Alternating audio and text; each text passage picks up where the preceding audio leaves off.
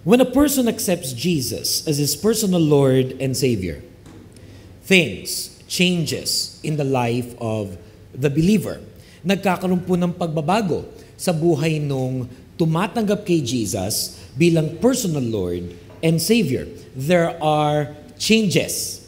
Hindi lamang simple changes, pero minsan pa nga nakikita natin, there comes great changes in the life of the believer.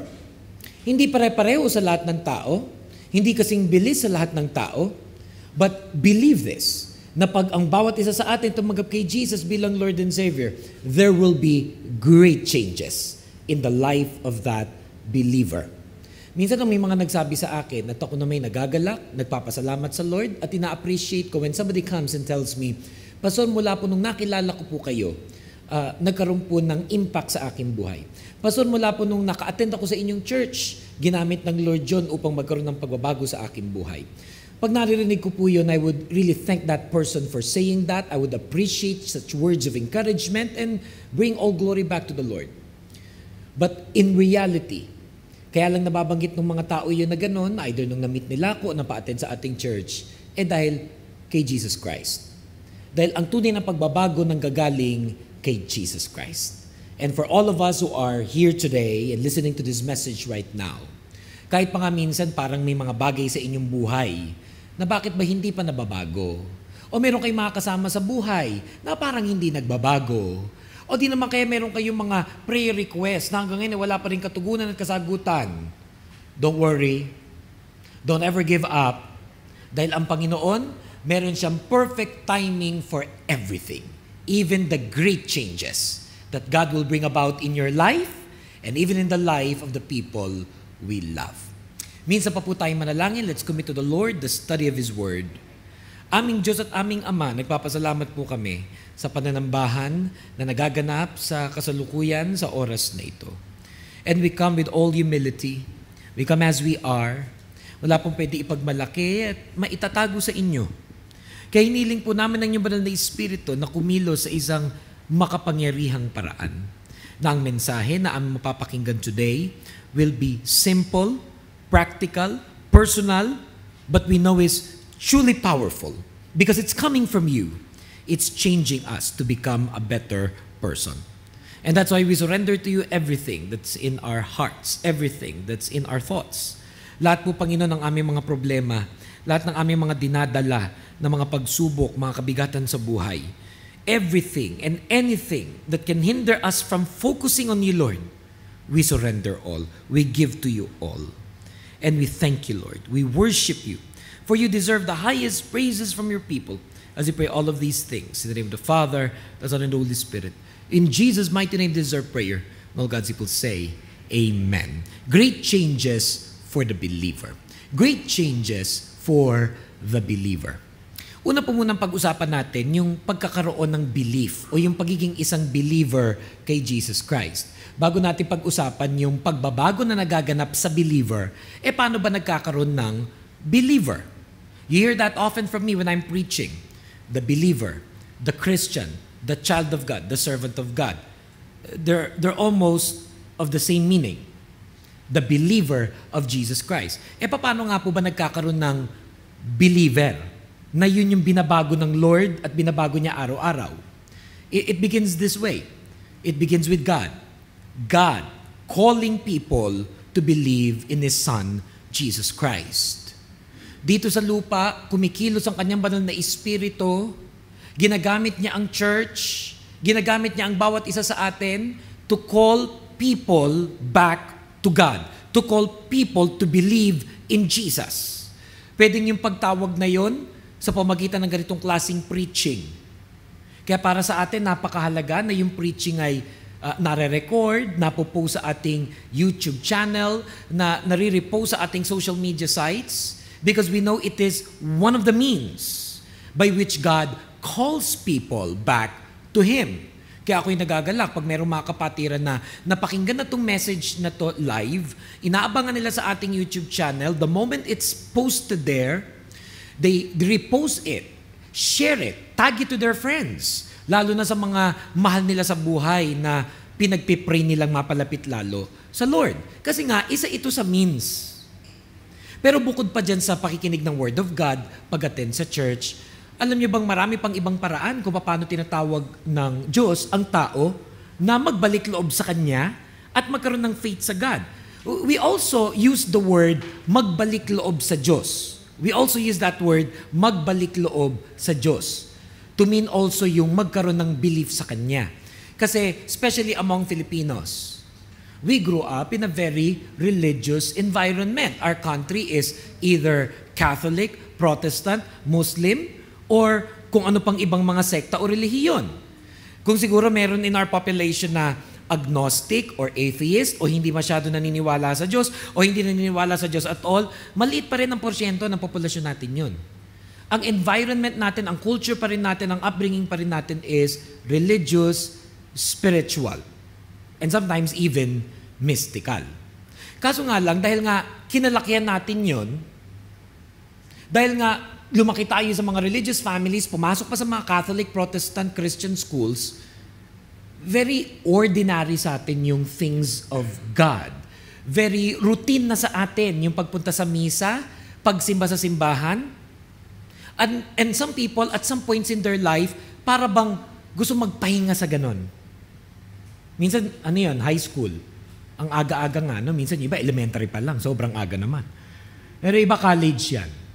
Pag nabobombard na yung isipan mo ng iba't ibang mga pananaw, ng iba't ibang mga katuruan, may mga gusto kong eksperimento sa buhay.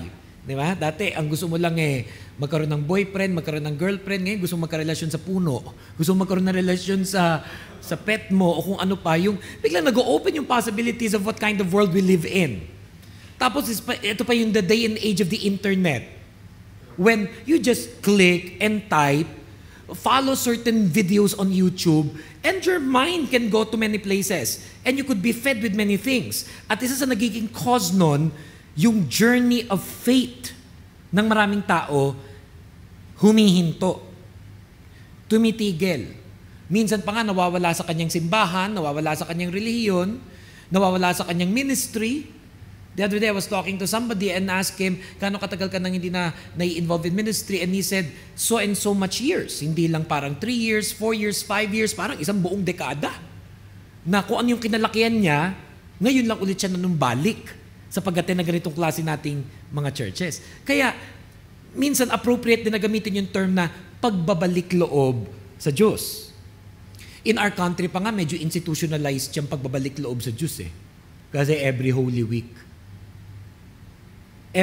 Week, lalo na sa Pilipinas, yun yung tema, pagbabalik loob sa Diyos. Pati rin Pasko, ganun din sa atin yun, pagbabalik loob sa Diyos. But I have to say this. I really have to say this.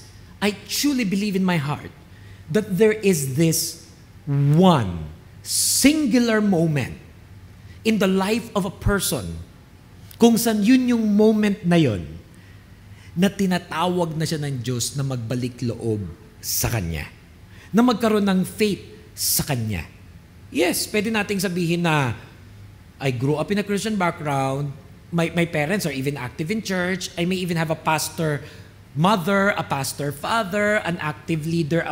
Pwedeng banggitin mo lahat ng yun Kaso, I truly believe this, and you will know this. Many of you listening to this message today, na merong isang moment in your life that God is calling you to believe in Jesus. Alam niyo ba, pwedeng gamitin doon ng problema. Pwedeng gamitin doon ng isang unexpected tragedy in life.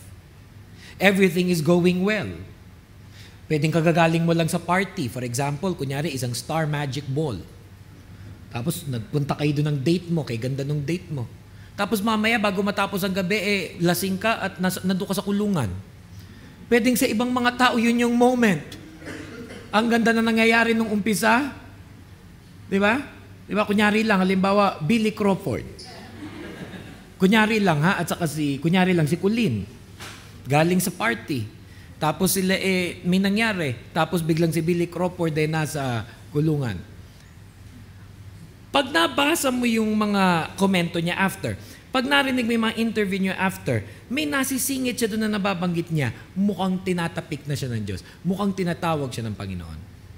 And if only for that, abay, thank you Lord, doon sa eksenang yun. I remember even others who've experienced great tragedies in life, like yung nagkaka-cancer. I will always remember Rio Diaz Cojuangco. Sikat na artista, asawa ng isa sa pinakamayamang congressman, part of one of the most richest families in the country. But when she had cancer, tumagal yun for almost like 6-7 years before she died. She saw it as a gift na ginamit ng Lord John para magbalik loob siya sa Diyos, lumalim ang faith niya sa Kanya, at makapagdala siya ng maraming tao sa Lord. You see that? You see this? That even tragedies and bad things that happen to our lives can be instruments of God to get our attention. May nangyari sa asawa mo, may nangyari sa anak mo, may nangyari sa trabaho mo, may nangyari sa family. Siyempre, kung pwede na lang sana, wag na yung gamitin ng Lord na way.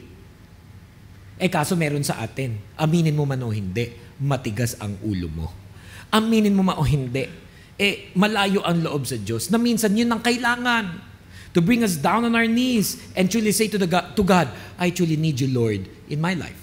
Now, whether ang gamitin ng Lord ay isang mga mapayapang paraan para tawagin ka, ang gamitin ng Lord ay mga trahedya sa buhay, ang point lang is, nothing will stop God from calling His people to believe in Him. Kikilos at kikilos siya. Alam niyo kung ano patawag dyan? Ang tawag dyan is the stubborn love of God. Isa yun sa mga paborito kong Christian song nung araw. At hinahangad ko nga that one of our singers would actually sing that in church. Yang the stubborn love of God. Hindi raw tumitigil ang Diyos na mahalin tayo. Kahit pa nga sa mga oras na hindi tayo kamahal-mahal. Na kahit pa nga sa mga oras kititigas ang ating mga ulo. Kaya hirap nating tawagin, pagsabihan. Yun lang pag-aya sa church. Napakaraming mga tao bago nakarating sa church, ang daming idinahilan. Busy ako ngayon. May trabaho bukas. May sakit ang asawa ko. May migraine ako. At kung ano-ano pa. But praise the Lord. God will not stop from calling you and me to believe in Him. And everybody say, Amen. Meron pa nga sa atin wag na lang magtaas ng kamay at umamin. Tinataguan pa ang mga nag-iimbita sa Kanya para umattend sa church. Tinatakasan pa ang mga taong nag-iimbita sa Kanya para umattend sa church. Gumagawa ng iba't ibang mga nakakahiya at nakakatawang paraan para lang wag makarating sa simbahan. Yung pala yun na yun. Nag-uumpisa ng tumatawag ang Diyos sa iyong buhay. 2 Timothy 1:9-10 says, He has saved us and called us to a holy life, not because of anything we have done, but because of His own purpose and grace. This grace was given us in Christ Jesus before the beginning of time. But it has now been revealed through the appearing of our Savior, Christ Jesus, who has destroyed death and has brought life and immortality to light through the gospel. Ayan na daw si Jesus Christ. Si Jesus Christ ay ipinipresent na sa atin. Pinapakilala na ni Jesus ang kanyang sarili sa iyo. Sa ilan nga mga tao, siya parang kumakatok sa puso. Sa ilang mga tao, siya nangungusap. Even right now, alam mo, tinatawag ka na ng Panginoon, magbalik loob sa Kanya. And this is one very comforting thing. When it's your time to believe, you will. When it is your time to believe, you will. Minsan may inaaya ka, ayaw pa sumama. Hindi ka nagiging impatient, pinagpipray mo siya. May kasama ka sa bahay, sa buhay, hindi pa rin nagbabago ang ugali. Hindi ka nagiging impatient. You're not giving up on that person. Kasi alam mo, may perfect timing si Lord sa kanya. Maniwala kayo, laging may perfect timing si Lord. Kaya dapat wag din mamilit ng kapwa-tao. Dahil hindi tayo magbabago sa Kanya. You can always keep on inviting, you can always keep on praying, pero hindi mo pwedeng ipilit. Hindi mo pwedeng pilitin ng taong magkaroon ng faith kay God. But one thing I'm comforted is this truth, Ecclesiastes 3:11, that He has made everything beautiful in its time. He has made everything beautiful in its time. Kaya yan na isa sa pinagpapasalamat ko sa Panginoon. Pag nakikita mo na Yung isang tao na dating kay hirap-hirap umattend ng church, umaattend na ng church. Yung dating ayaw maglingkod sa Lord, naglilingkod na ngayon sa Panginoon. Yung dating kay papangit ng ugali, kay babait ng mga tao. Abay, tuwan-tuwa ko pag nangyayari na yan. Ang tawag doon, answered prayer. Ang tawag doon ay answered prayer. Kaya lagi natin iisipin, may perfect timing si Lord. He makes everything beautiful in its time.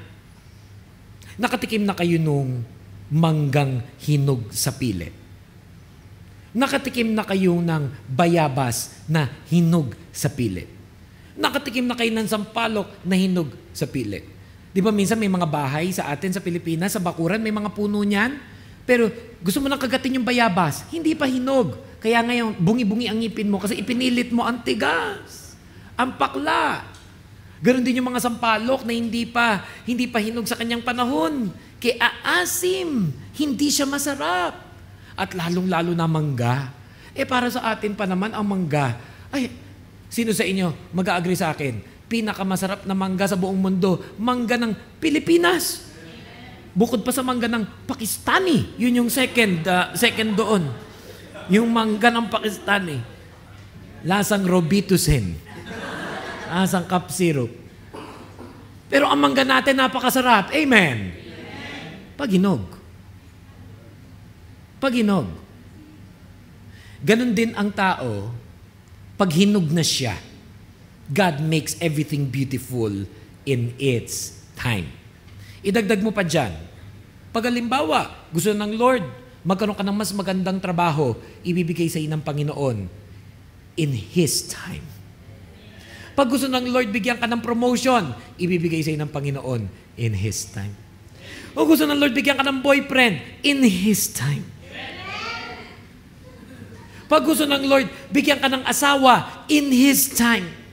Pag gusto ng Lord, bigyan ka ng yung bahay at lupa. Bigay yung mga pinapangarap mo sa buhay. Ibigay yung mga answered prayers you're asking God for in His time. Yun din yung application nun. Yun din yun. Tulad ng pananampalataya sa Diyos, inuuna niyang magkaroon ka ng pananampalataya. At pag nagkaroon ka na ng pananampalataya, everything else will follow and He will make everything beautiful in its time. Meron din ako mga nakilalang mga taong tinatawag na late bloomer. Na nung bata, baka nasabihan pa ng mga nakapalibot sa kanya, kaya pangit itong batang ito. May ganung mga napaka-harsh na mga adults pag may nakikita mga batang hindi cute, sasabihin, ang pangit itong batang ito. Ewan ko, meron mo sa inyo nasabihan nun? Baka meron. Pangit itong batang ito. Tapos pag teenager, natatandaan niyo pa yung mga, hindi niyo tina-throwback yan Picture mo nung first year high school.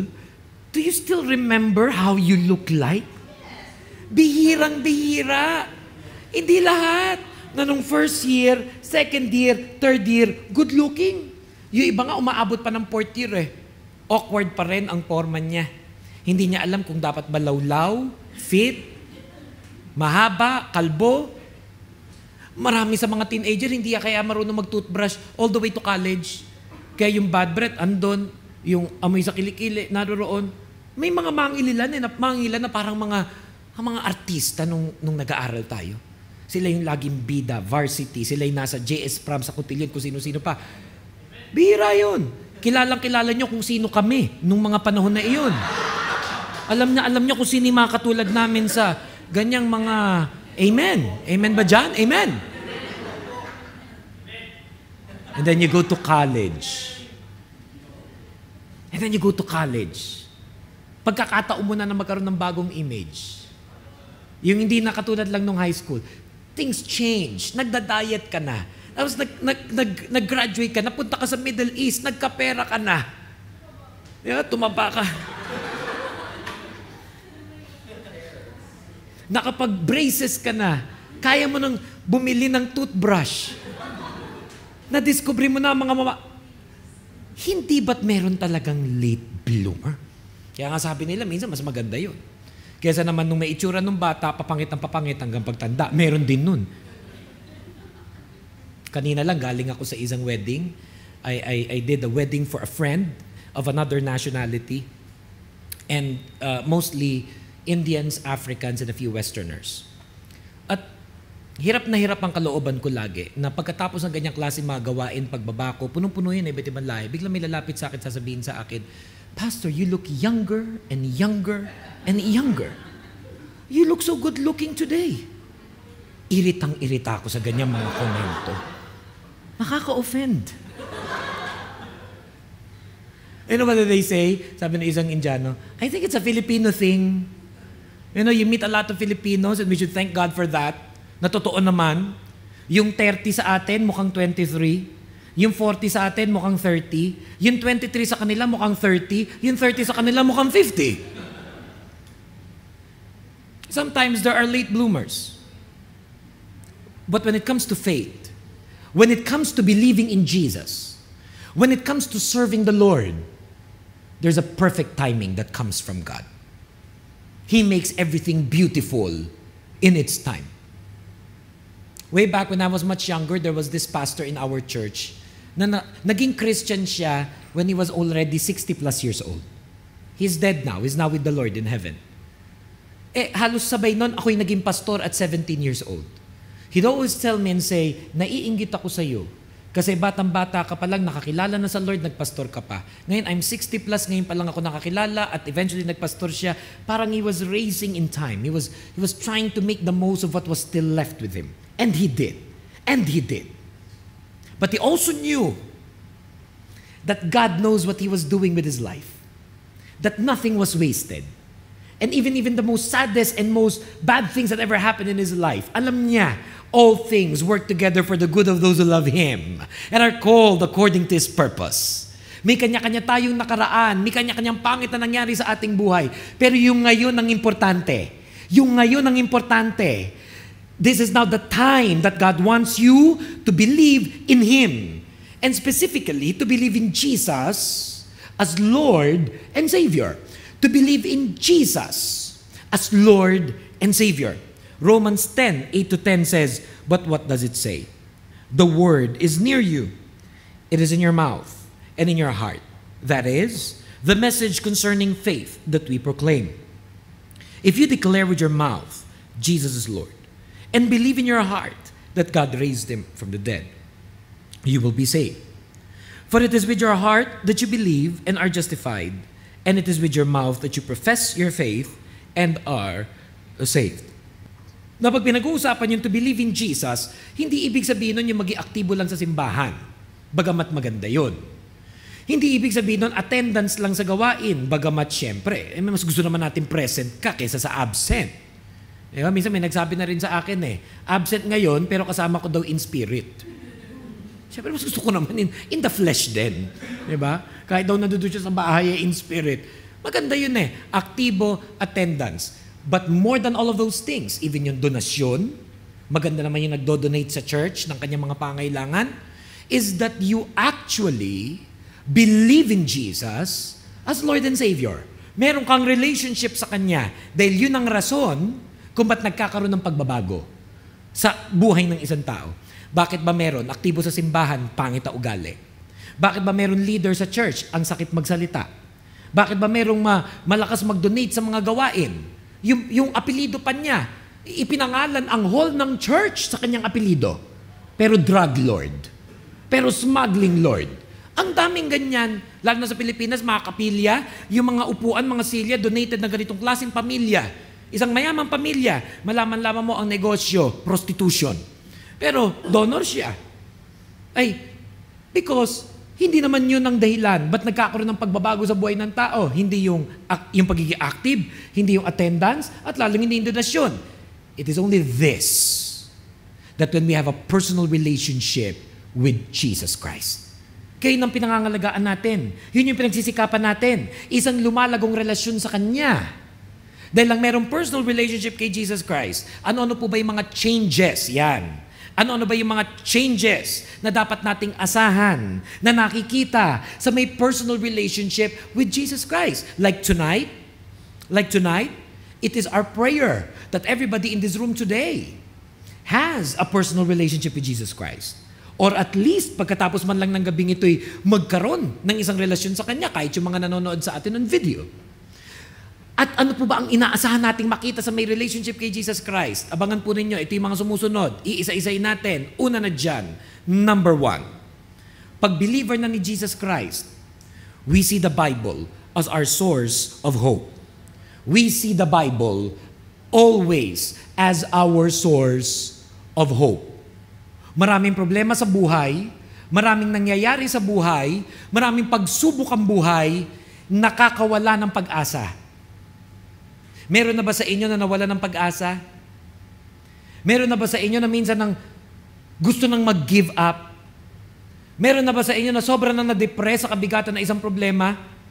Hindi ko kayo masisisi kung nagkaroon na kayo ng ganong klaseng mga moment sa buhay. Lalo na pag-alimbawa, napakarami mo na rin naging hirap na pinagdaanan. Nakakawala naman talaga ng pag-asa ang hirap ng buhay.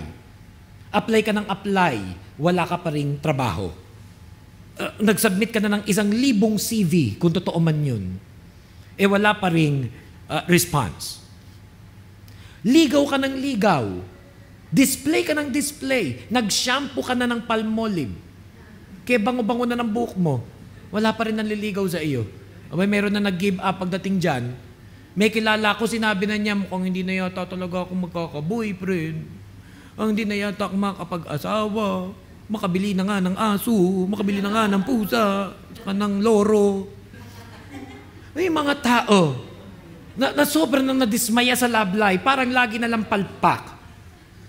Meron din ako makakilalang mag-asawa na sobrang nang dismayado sa kanyang napangasawa. Nawawala na siyang pag-asa. Magbabago pa kaya ito, Lord? Pag natutulag na yung asawa niya, pinagpipray naman niya lagi. Lagi na niya sinasabi, Lord, pinagpipray ko na to na ang 10 demonyo mapalaya sa kanyang katawan. Lahat na po talaga ng dasal ay aking ginawa. Pinatawag ko na po si pastor at pinahira na ng langis. May mga asawang nawawala na ng pag-asa sa napangasawa nila. May mga tao na nawala na ng pag-asa sa kanilang sarili, sa kanilang mga bisyo, sa kanilang mga utang, sa kanilang mga pag-uugali, sa maraming kabiguan sa buhay. But when you become a believer in Jesus Christ, God changes all of that. God changes all of that. The hopelessness, inaalis ni Lord. Binabago, inaalis niya sa ating isipan yan kasi alam natin, the Bible is our source of hope. Every time we hear a message, every time we listen to a verse that strikes us, alam nating para sa atin. Ako tuwan-tuwa dyan pag minsan ginagawa kong cover photo sa Facebook ang isang verse, I post it and then somebody will say, Pastor, pa-share. Pastor, nagre-reveal si Lord sa akin through that verse. And you know that those verses from the Bible is giving people, hopeless people, the faith to believe that you must not give up, that you must persevere, and that there is hope in Jesus Christ. 2 Peter chapter 1, verse 3 to 4.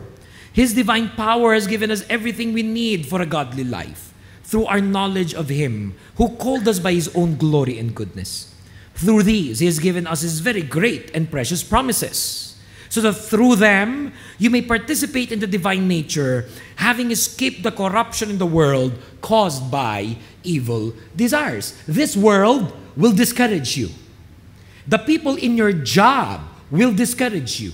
The people at home can and have discouraged you. But that's why you listen to the Word of God. And that's why we listen to God's Word. It is our hope in these tough times. Siya ang ating pag-asa sa mga panahon na parang gusto mo nang mag-collapse. Gusto mo nang mag-self-destruct. Gusto mo nang mag-give up.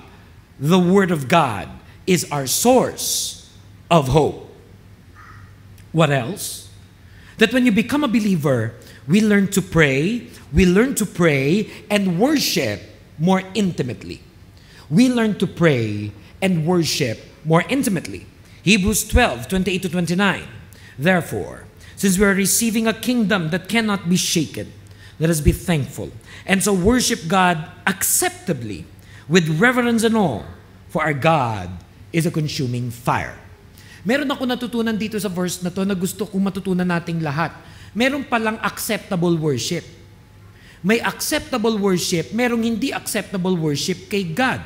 Everyone can worship tonight. But is your worship acceptable to God or is it not acceptable to Him? Meron palang ganon. Dahil balikan natin, ano sabi sa Hebrews 12:28 to 29. Therefore, since we are receiving a kingdom that cannot be shaken, let us be thankful and so worship God acceptably with reverence and awe. For God is a consuming fire. Pwedeng dumating ka sa church, wala ka sa mood. Pwedeng dumating ka sa church, may kaaway ka, may kasigawang ka. In fact, hanggang doon sa pintuan may nangyari ng ganun. Yung pagpasok, nagsigawan muna. Pagpasok sa loob, nagkamayan at nagsabi, all things work together. Pero, siguro segundo lang yung pagitan, nagsigawan doon sa labas. Pwede yun At nakikita ko kung gaano kahalaga yung nag-worship sa Lord, nagtatrabaho ka sa ibang bansa. Kahit pa sa Pilipinas, naku, pareho na rin naman. Napakaraming stress ng buhay, napakaraming stress ng trabaho, hindi ka pa mag-worship. Tapos pagdating mo pa sa worship, hindi mo pa ibibigay ng buong-buo sa Lord. That's why when you become a believer, you learn to pray and worship more intimately. Kahit hindi ikaw yung nagpipray, may nagli-lead sa prayer, nag-agree ka and you say, Amen. Amen. Amen. Pag nag-worship at nagpapaawit, hindi ka lang sumasabay sa mga kanta. Pero pag may mga pagkakataon na pwede mong itaas ang kamay mo sa Kanya, itaas mo ito. Bakit pa nagbibidyoke kay emote na emote ka? Minsan hindi ko maintindihan. Kunyari pa, hindi, ayoko. So hinawakan na, hindi na natin nakuha yung mikropono, puro siya na magdamag. So ramdam na ramdam niya yon. Tapos paulit-ulit lang naman yung kinakanta niya. Kunyari, birthday party ngayon, tapos iba, yun din may lineup na yon. I will survive, bakit ngayon ka lang dumating? Sunod-sunod dyan. May kanya-kanya tayong lineup. And you see many of these people, yung emote, yung pag-emote niya doon sa awitin. So, tataka ka Kinakanta, bakit ngayon ka lang dumating? Bakit ngayon ka lang? Hindi ba't may asawa na yan?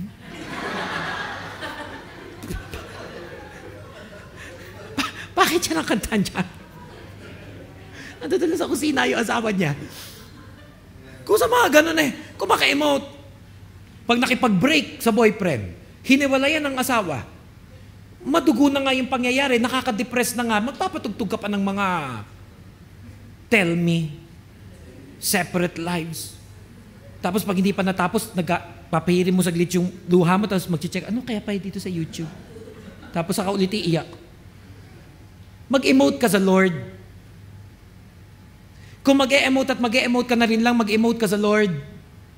Ang believer, natututunan niya na pag umaawit siya sa Lord, He gives it all. That's one of the things I'm proud about our singers. Yung mga kumakanta sa ating mga reflection songs.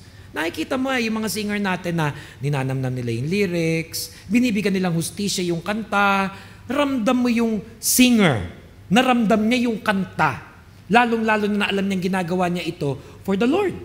Abay, hindi ka man maging reflection song singer sa church, hindi ka makakapag-special number, gawin mong konsyerto ang praise and worship. Saan ka nakaupo, saan ka nakatayo pag umaawit, be intimate with your God. Be intimate with our God. Huwag ka mahiya na habang lumuluwa mapansin ka ng katabi mo. Baka siya na gusto rin umiyak. Inaantay lang niya kung ikaw ang mauuna. Walang pakialaman yan. Walang pansinan yan. Kanya-kanyang worship yan sa Lord. Amen. At yan ang isa sa mga malaking pagbabago sa buhay ng isang believer kay Jesus Christ. Paano siya mag-pray? Paano siya mag-worship? It becomes more intimate. Kasi yung kinakausap niya, kilala na niya. Kilala na niya. Parang usap lang ng barkada yan Pag hindi pa tayo masyado mag-close, ang mga tanong lang natin, ang usap lang natin, puro mga slam book questions. What's your favorite color? Saka nag-aral? Saan nagtatrabaho? Di pa close Pero pag halimbawa, palapit na tayo ng palapit sa isa't isa, lagi natin gusto nakikita. Pag tayo nagkakape, ang usapan natin, palalim ng palalim. Ako'y naghahanap ng mga taong pwede kong makausap sa isang malalim na paraan. Puro na lang mabababaw ang aking nakakausap. Minuto. Hindi ba't hangad nyo rin na nakakausap ng malalim? Amen. Malay nyo, yung katabi nyo, yan yung malalim kausap. Kung ang inyong katabi, mga taong malalalim kausap, say amen! Kaya sarap kausap ng taong malalim ang napag-uusapan. Amen! Totoo pinag-uusapan. Sincere ang pinag-uusapan. Ganon si Lord. God will not settle na ang usapan natin mababaw. Ang gusto ng Lord, ang prayer, ang worship natin sa Kanya, malalim. Intimate. That there's nothing more that you can do. There's nothing else that you can do but to cry to the Lord and surrender everything to Him. I challenge you, before we end this message and before we end our worship tonight, pag nagkakantahan, ibuhos mo lahat sa Lord. Huwag mo kaming iintindihin. Huwag mo intindihin yung katabi mo, kayo lang ni Lord yan. Pag gusto mong luhod, lumuhod ka. Pag gusto mong tumayo, tumayo ka. Pag gusto mo itaas ang kamay mo, taas ang kamay mo. Gusto mo umakyat sa bubong, umakyat ka sa bubong. But be intimate with God. Be intimate with the Lord. And let the Lord receive your acceptable worship unto Him. Amen. Palakpakan natin ang Panginoon. What else? Before we end tonight, we become part of a church family. We become part of a church family. I say this over and over and over again. Grabing blessing yan sa Lord. Na pag naging believer ka ni Jesus Christ, hindi ka na nag-iisa. Dahil meron ka ng church family. Acts 2:42 says, they spent their time learning from the apostles and they were like family to each other. They also broke bread and prayed together. Ano raw dapat ang mga believers sa isa't isa? Family to each other. Kaya dito sa ating church, ang gusto kong tawagan, kuya, ate, kapatid. Minsan may nagsabi, Pastor, sabi ko, kahit kuya na lang itawag mo sa akin. Huwag lang tatay ha. Kuya.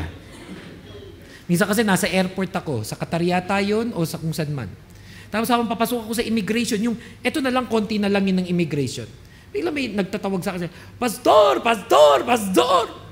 And then I saw lahat ng mga lokal na hindi ko ako pulis pa yata yun na napatingin. Sabi ko, alam mo naman dito sa Middle East, mabuti nang mas maingat. Ginalang mo nga ako, nakulong naman ako. So, mas mainam yung kuya, ate, kapatid. So, nararamdaman natin yung pagiging pamilya sa isa't isa. Di ba? At no family is perfect. Even our church family, ito'y bagong-bago, hindi pa naman katagalan. But our leaders, our people, we're striving our best to become the church family that God wants us to be. Lalo na sa mga OFW sa ibang bansa. Nag-iisa ka dito, maramdaman mo nawa sa church na to that there is such a thing as a church family. Kasama na dun yung acceptance, love, support, helping each other, understanding one another, and even forgiving each other. Lalo na pag halimbawa, nagkakasakitan din ang magkakapatid sa Panginoon. Pero kahit pa nga may mga hurts, kahit may mga challenges, isa pang great change in the believer is that we experience the joy of serving God and His people. Can everybody read with me aloud together? Let's read this aloud. 1, 2, 3, go.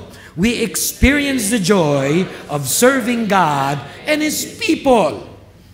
Isa pa yan na gusto ko ma-impart sa mga Christians, sa believers who attend our church. That's one of the greatest changes in the life of the believer. Nakakaramdam ka ng kakaibang saya na naglilingkod ka sa Panginoon. Tatrabaho ka sa opisina, umaga hanggang hapon, ang pagod. Pwedeng inaway ka pa ng boss mo. Pwedeng namura ka pa ng katrabaho mo. Na-reprimand ka. It wasn't a good day. Pero pagkagaling mo sa trabaho, alam mo, pupunta ka sa isang worship service, napapalitan yung galit, napapalitan yung pagod ng joy. Kasi ito ka na, maglilingkod ka na muli sa Panginoon. I'm a full-time pastor, but I understand what it is for our people to work. Just kaninang umaga, normally, my schedule is, natutulog ako ng mga alas 5 ng madaling araw, minsan hanggang mga alas 7 ng umaga. Because I still need to interact with some people in the Philippines or another part of the world. Kasi tinutulog ko alas 7, kasi gising ako mga 2 p.m. Kasi bilang full-time pastor, ang mga members naman natin sa church nasa work, so they don't need me to minister to them at that time. Tapos mula hapon hanggang gabi, yan dire-diretso ministry. Pero kanina, meron isang kapatiran na bagong-bago dito sa UAE, first day, nagkaroon ng trabaho, hindi marunong magbiyahe, so kinailangan ko siyang ihatid. Okay, hirap pala nito. Alas 7 na umaga, naglalakad ako mula doon sa Alnada, sa Lulu Hypermarket, all the way doon sa Sahara Center, sa likod nung ano. Nakakapagod ng ganitong mga bagay-bagay. Na yung katawan ko hindi sanay sa ganon. But then I see the different people going to their jobs. Nakita ko yung traffic along the main highway going to Dubai. And you see people rushing, literally rushing to their jobs. At alam na alam ko na kahit anong pagod naman yung paghahatid ko dun sa taong yon, babalik at babalik din ako sa bahay, itutulog ko.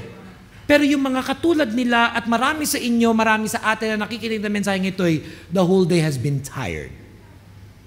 The whole day must not have been good. The whole day may have been very challenging. Some even may be saying, parang ayoko na magtrabaho, gusto ko na mag-resign.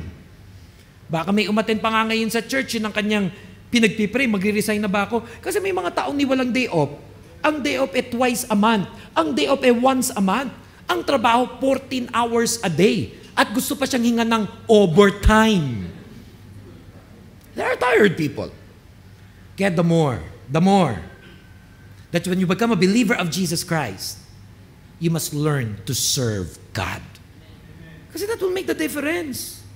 Na pwede sa pinanggalingan mong trabaho, minura ka, pinagalitan ka, kung ano mga sinabi sa iyo, araw-araw, mula nung nag-start ka, tapos hapon pa yung amo mo, toreting-toreti ka, bangag na bangag ka, at hindi ko sasabihin kung sino yon. Ayoko ma-personal. Hindi ko trabaho yan. I don't do that. But then, alam mo, you're gonna go to a worship service. You're gonna worship lead. You're gonna play the guitar. You're gonna serve the Lord. Eh, di ba napapalitan lahat ng pagod? Nabubura lahat ng mura nung hapon. Nabubura yung sinabi sa'yo ng ibang lahi. Yung inaway ka ng kung sino. Yung bigat, yung pagod. Kaya, serve the Lord. Serve God and His people. It's not for us. It's not for this church. It's for you. That when you're serving God, dun dadalo yung blessing ng Lord sa iyong buhay. 1 Corinthians 12:27-31. Together you are the body of Christ. Each one of you is part of His body. First, God chose some people to be apostles and prophets and teachers for the church. But He also chose some to work miracles, or heal the sick, or help others, or be leaders, or speak different kinds of languages. Not everyone is an apostle. Not everyone is a prophet. Not everyone is a teacher. Not everyone can work miracles. Not everyone can heal the sick. Not everyone can speak different kinds of languages. Not everyone can tell what these languages mean. But I want you to desire the best gifts. I-desire natin daw na magkaroon ng gift from the Lord so that we can serve Him. I do not apologize as a pastor when I tell our people, serve the Lord. Pagod po ko galing sa trabaho, serve the Lord. Hindi naman kailangan araw-araw nasa church ka, hindi naman kailangan lahat ng worship service natin, atinan mo. Kaya lang naman tayo maraming worship service para yung mga hindi maka-attend dun sa isa, meron pang ibang ma-attendan. Hindi naman yung dapat araw-araw, lagi ka na lang busy sa church. Hindi naman yun ang point. Pero wag mo nga hayaan na maging dahilan na nagtatrabaho ka na hindi ka maglilingkod sa Lord. Dahil sinasabi ko sa iyo, na sa paglilingkod mo sa Panginoon, dun dadalo yung kalakasan na kakailanganin mo para malampasan ang lahat ng mga pagsubok na nararanasan mo sa buhay. Kaya nabibless ako dun sa pagod na pagod galing sa trabaho, walang tulog, tumugtog pa rin sa mga gawain natin. Nabibless ako dun sa mga galing pa sa eroplano, paglanding, diretso dun sa worship service. Nabibless ako dun sa mga tao na hagupit ang kanyang katawan. Tinatawag na siya ng tulog, bumubulong na sa kanya. Tulog ka na.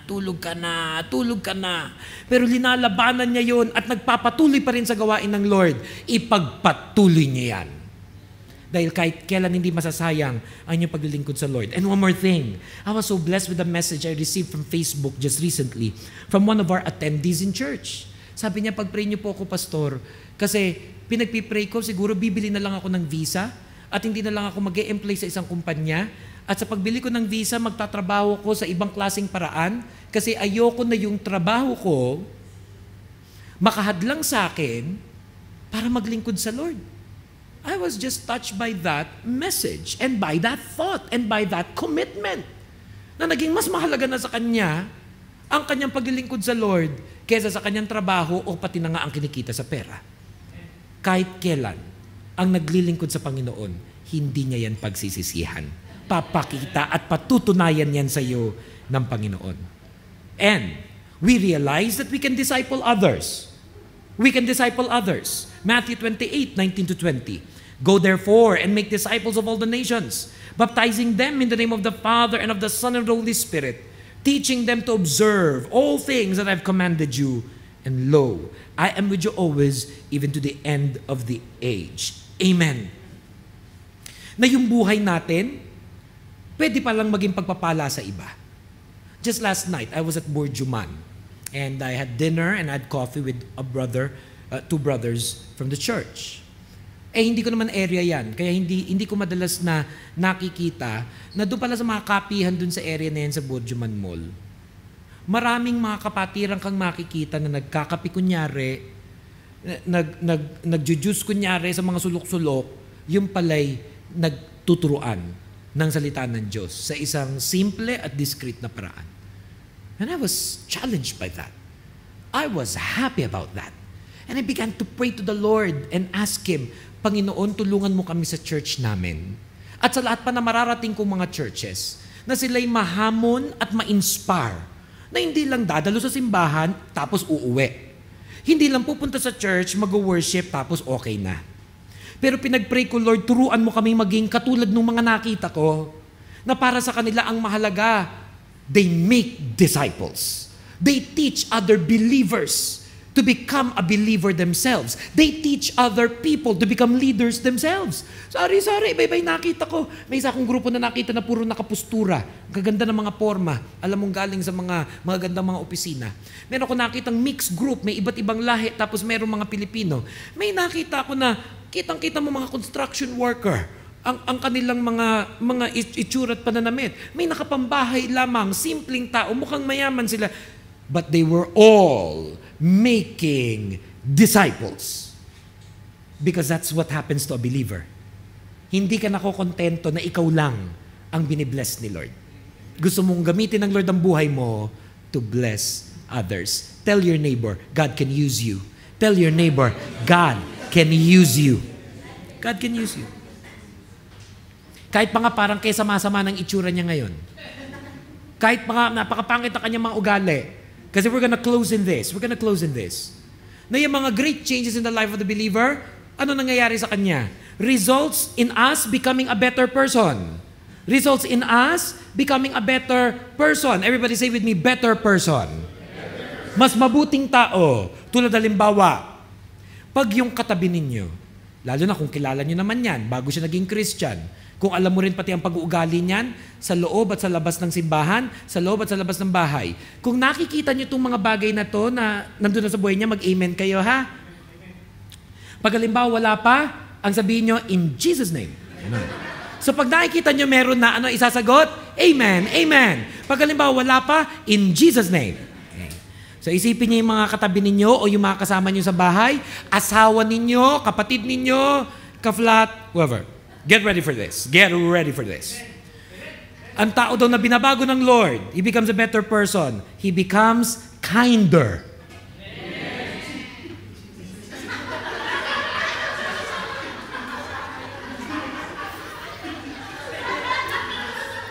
Hirap magsinungaling, nasa church. So dalawang option lang yan. Dalawa lang ang pagpipilian. Amen or in Jesus' name. More patient.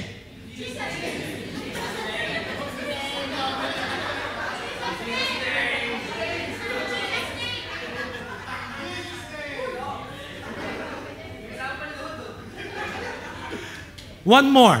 Forgiving. Forgiving. Ganun daw ang binabago ng Lord, mas nagiging mapatawarin. Parang pangit tingnan, pangit isipin, Christian leader nasa church, tapos mapagtanim, hindi nagpapatawad. Hindi pwede. Kailangan forgiving. What else? Helpful. Hardworking and excellent. Hopeful. Hopeful. Kaya pag nagiging believer ni Jesus Christ, hindi pwede nagpo-post sa Facebook ng mga feeling angry. Pag believer na ni Jesus Christ, hindi pwede nagpo-post sa Facebook na feeling lost. Mga ganyan. Kasi dapat ang believer ni Jesus Christ, ano siya? Hopeful. So paano magiging hopeful? Kung ang mga pinopost mo sa Facebook hindi maiinam, hindi magaganda, tapos biglang mag-aaya ka ng kaibigan mo, sama ka doon sa church namin, makinig ka doon sa message namin, paano ka pakikinggan? Kung ano nararamdaman mo hindi maganda, pinopost mo agad. Question, Pastor, wala na ba tayong karapatan na hindi na maganda ang ating nararamdaman? Hindi naman sa ganun Ano sabi sa Biblia? Hindi naman sinabi mong magalit Ang sinabi, in your anger, do not sin. Ano pa sinabi sa Biblia? Do not let the devil have a foothold when you're angry. Ano pa sinabi sa Biblia? Do not let the sun go down while you're angry. Kasi wag pinatatagal. Hindi naman sinabi wala kang emosyon. Pag ikay galit, nagagalit. Pag masama loob, sumasama loob. Pag naiinis, naiinis. Pero hindi lang natin pinatatagal. Hindi rin natin ina-advertise for the world to know and see. And through it all, listen to this. Kasi meron sa inyo nakikinig sa mensahe na ito ngayon. May mga mabibigat na problema sa buhay. Meron sa atin kahit ngayon nakikinig here in our church, may mabibigat na problema sa buhay. Pag Christian na tayo, pag believer na tayo ni Jesus Christ, we're hopeful. Amen. We don't give up. We think positive. We think in faith. We believe that the best is yet to come. Amen. Believe the best is yet to come. Just before coming to the church, I checked at CNN, and today, ang date ng message na to is September 17. I always watch CNN. Tomorrow is September 18. The United Kingdom of Great Britain and Northern Ireland na sa kasalukuyan ay kinocompose ng Scotland, England, Wales, Northern Ireland, and other territories. One of the greatest countries that ever existed. By September 18, tomorrow, dating nitong message ito, will vote if a big chunk or portion of that country will become independent. So it remains to be seen if after this message and while it was watched, kung ano talaga naging resulta. But I could only just imagine ano tumatakbo sa utak ng mga Briton ngayon. The unthinkable is about to happen. The unimaginable is about to happen. Isipin mo, ang Visayas hihiwalay sa atin. Isipin mo, ang Mindanao bubukod na sa atin. What will the future be? What would the future be like? Well, world affairs yun. Ano naman pakialam natin doon? Hindi naman tayo Briton. Hindi nga natin alam, may Scotland pala. Pero sa buhay, marami mga unthinkable things na nangyayari ngayon. Sa buhay mo, marami mga unimaginable things pero nangyayari ngayon. Ano dapat ang believer? Kahit ano pa yung unthinkable na nangyayari na, ano man yung unimaginable na nangyayari na, ano man yung mga problema mo sa buhay, you know, because of Jesus Christ, you are hopeful. Because you know this. You realize this, that always God has a greater purpose for everything. Lagi may greater purpose si Lord. Everybody say with me, greater purpose. Greater purpose. Greater purpose. Romans 8:28 is our last verse for today. And we know that all things work together for good to those who love God, to those who are the called according to His purpose. I believe in God's purpose for me, for you, and for the people who's listening to this message today. And that is our challenge and our prayer for tonight is simply this. We pray to the Lord and we ask Him, change us for your greater glory. We pray to the Lord. We lift our hands to God even tonight. And we say to Jesus Christ, change us for your greater glory. Mga kapatid sa Panginoon, itaas natin ang dalawang kamay natin sa Kanya. And let us receive from God His blessings upon our lives. Aming Diyos at aming Ama, sa pagwawakas ng mensaheng ito'y, Lord, nangungusap ka sa iyong mga anak. Alam mo ang mga dapat baguhin sa aming buhay. Magaganda at mga pangit po namin mga ugali. Mga pangyayari sa aming buhay, nakaraan namin, sugat ng nakaraan. Lord, there's just so many things that must be changed in our lives. Pero alam namin, Lord, ang tunay na nagbabago ng tao ay kayo lamang. Kaya sinusuko namin ang lahat-lahat sa inyo. Baguhin niyo po kami. Baguhin niyo po ang pangit sa aming buhay. Baguhin niyo po ang pangit sa aming pag-uugali. Baguhin niyo po ang pangit sa aming pananaw. And teach us, Lord, change us for your greater glory. At ano man ang prayer request at pangangailangan ng iyong mga anak maging sa gabing ito, ibuhos mo, Panginoon, ang inyong mayamang pagpapala. Ibuhos mo, Panginoon, ang inyong biyaya at himala sa bawat isang nagtitiwala at nagsasabi sa inyong, kayo ang Diyos. Kayo ang aming tunay na Diyos. And we believe in Jesus. Palakpakan po natin ang Panginoon.